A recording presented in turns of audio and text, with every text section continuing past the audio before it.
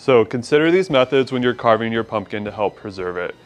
Before you cut into your pumpkin, make sure it's clean and sterilized. Also make sure the knife, the saw, or the scoop you're using, whether it's from your kitchen or a kit you buy, is sanitized before you cut into the pumpkin.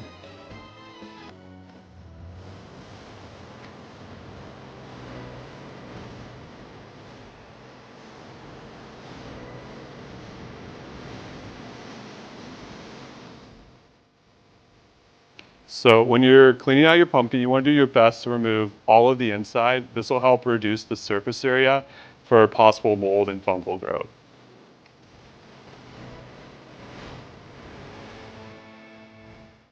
So one of the best ways to preserve the pumpkin is to dip it into a pool of water with a 10% bleach solution. And what this does is it'll kill any spores or microorganisms that are on the pumpkin and help prevent new ones from forming. So I usually leave it in there for about 10 minutes or so. Some people leave it longer, shorter. It just depends. Another option is to have a spray bottle of bleach just to spray on the pumpkin when you're done. So when we want to light our jack-o'-lantern up, it's better to use like an electric light or a glow stick instead of a candle.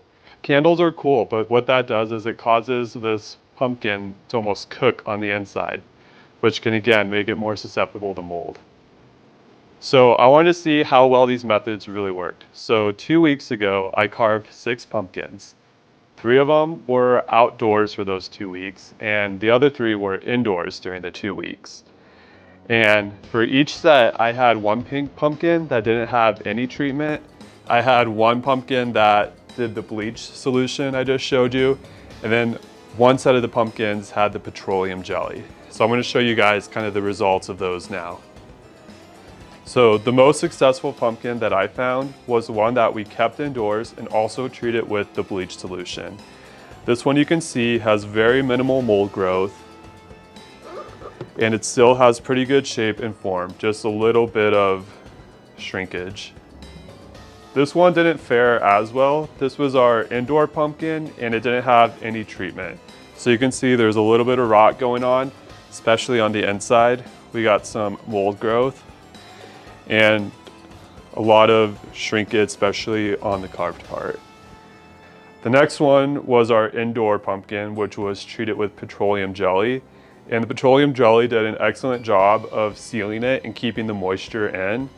But because of that excess moisture, there was a lot of rot happening. So you can see a lot of mold growth here, and especially on the inside, where we had the most mold growth overall. So for the outdoor pumpkins, they didn't do as well. The pumpkin that was treated with petroleum jelly, again, did a good job of sealing the moisture in, but because of that, it allowed for a lot of growth. Another problem with the outdoor pumpkins is when the weather freezes, that causes the pumpkin to freeze, and then it thaws out the next day, which can be really destructive to the flesh. The pumpkin that was treated with bleach lasted a little bit longer with minimal mold growth, but again, the weather caused the pumpkin to shrink a lot faster compared to the indoor one. Finally, the control pumpkin without any treatment had a lot of mold growth and shrunk probably the most.